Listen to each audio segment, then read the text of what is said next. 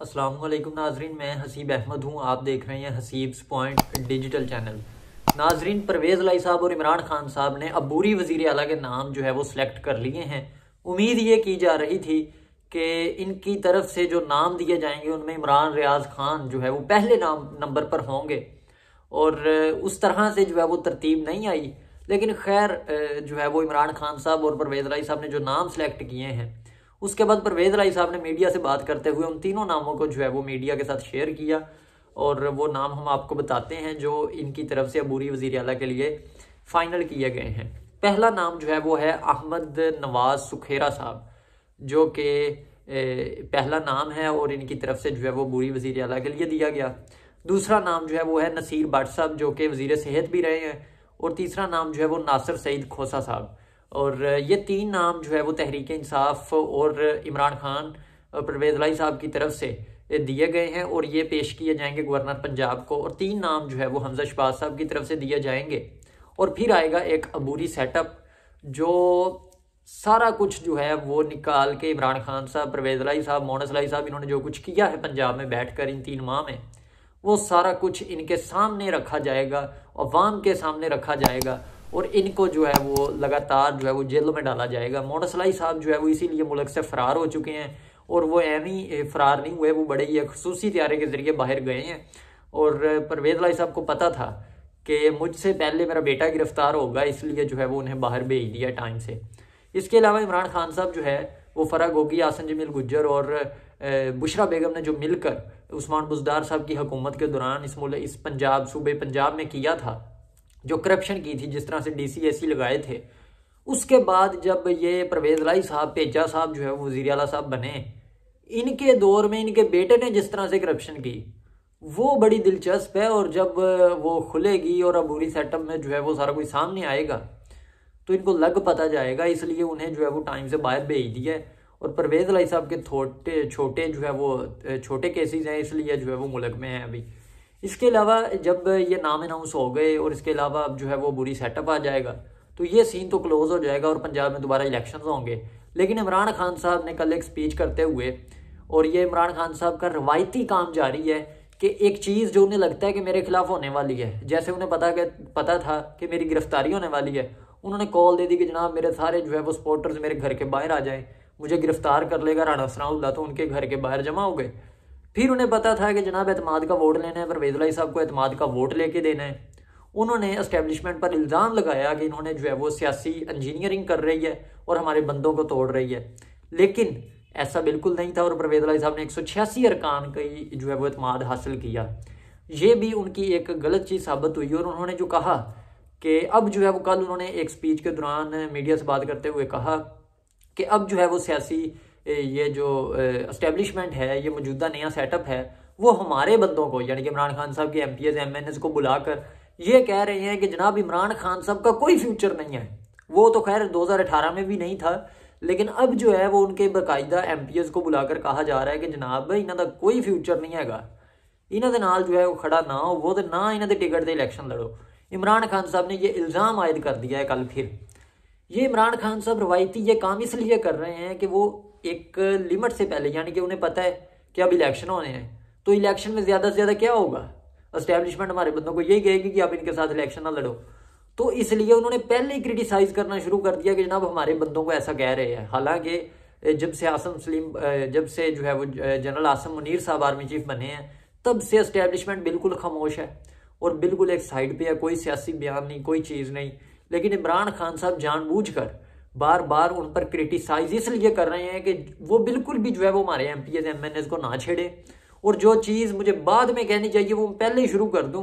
ताकि जो है वो जीत हमारी हो। जिस तरह से वो कह रहे हैं कि तहरीक इंसाफ जो है वो एक पॉपुलर जमात है, और ये 2018 में भी यही बात कहते थे, लेकिन 4 साल बाद अब कौम को बता रहे हैं कि भाई जनरल बाजवा ने साढ़े नाल बहुत जुल्म किया।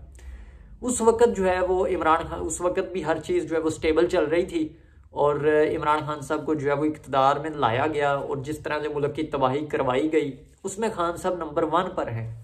लेकिन इमरान खान साहब जो है वो बार बार इस्टेब्लिशमेंट के खिलाफ जो बयानियाँ अपना रहे हैं, वो इसीलिए अपना रहे हैं कि जनाब हमारे किसी बंदे को ना छेड़ा जाए, हम जो है वो पॉपुलैरिटी की पीक पर हैं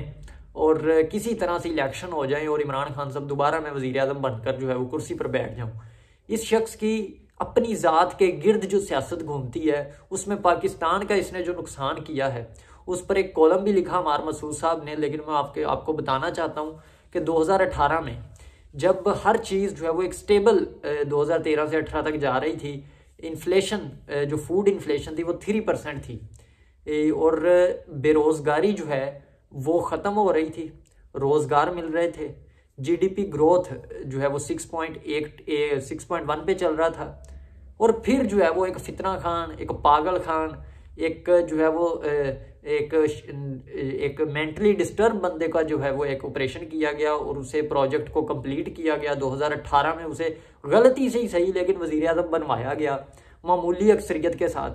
और 4 साल उसको लगातार जो है वो ब्लैकमेल किया गया। और फिर जाके इस सारी एक कन्वर्सेशन के बाद मुल्क को इस नैच पर पहुंचाया कि अब जो है कोई मुल्क भी पाकिस्तान को कर्जा देने के लिए तैयार नहीं था। लेकिन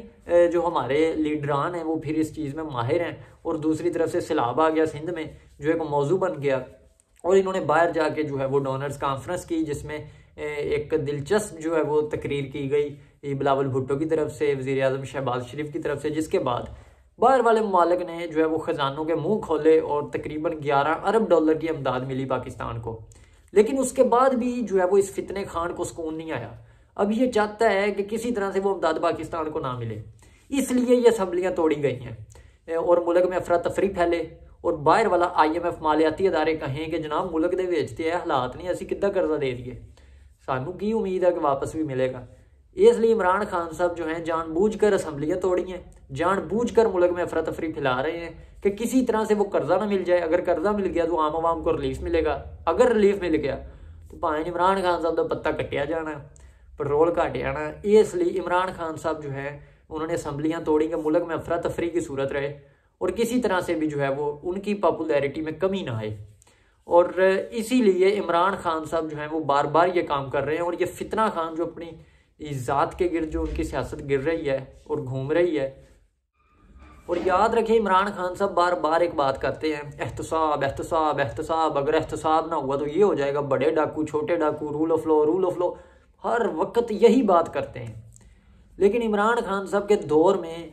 कौन सा स्कैंडल रह गया है जो नहीं आया? चीनी स्कैंडल आया, अद्वियात स्कैंडल आया, हर चीज़ का स्कैंडल आया, हत्ता के जो है वो जनरल आसिम सलीम बाजवा के जो पापा जॉन्स के पिज़्ज़े का स्कैंडल भी आया, जिसके बाद इमरान खान साहब ने क्या किया? इमरान खान साहब ने उनका इस्तीफ़ा तक कबूल नहीं किया। इमरान खान साहब ने कहा कि जनाब आप कंटिन्यू करें, मुझे पता है कि आप जैसा ईमानदार बंदा ही कोई नहीं है। और जब शाहजेब खानज़ादा ने इन पर जो है वो घड़ी चोरी वाला जो केस डाला, उसी वक्त इमरान खान साहब और इनकी जो सोशल मीडिया कंपेन और ब्रिगेड है उन्होंने जनाब उन पर क्रिटिसाइज शुरू कर दिया कि ये जियो ग्रुप जो है वो गैर मुल्की साजिश में मुलव्वस है। इन्होंने जो है वो इमरान खान साहब के बारे में ये झूठा प्रोपेगेंडा किया। इमरान खान साहब ने भी कहा कि मैं इन पर दुनिया जहान का केस करूंगा, दुबई में केस करूंगा, लंदन में केस करूंगा, लेकिन वो केस आज तक नहीं हुए। तो ये जो इमरान खान साहब ने इस सियासत में ये गंद घोला हुआ है, ये इनको पता है कि अगर ये 11 अरब डॉलर्स जिनका ऐलान हुआ है पाकिस्तान में आ गए तो भाई ना इथों इमरान खान साहब ने लभना, ना परवेज़ लाई साहब ने लभना। इसलिए परवेज़ लाई साहब तो एक मोहरा हैं, ठीक है ना। उन्होंने ये भी बात की है कि जनाब इमरान खान साहब ने कहा है कि PTI में जम होवो, तो परवेज़ लाई साहब तैयार ने PTI जम होने ली, तो उन्होंने बेटा भी जम होने ली तैयार है, लेकिन बाहर बैठ के। और इसीलिए ये जो फितना खान और ये फितना बर्पा किया जा रहा है, ये सिर्फ इसीलिए है कि बाहर से जो इमदाद मिली है वो पाकिस्तान में किसी तरह से ना पहुंच सके। लेकिन इमरान खान साहब को ये सब करते हुए शर्म आनी चाहिए, क्योंकि ये कोई शख्स या कोई सियासतदान अपनी ज़ात के लिए पैसा नहीं ले रहा, बल्कि सैलाब ज़दगान की मदद के लिए पैसे ले रहे हैं।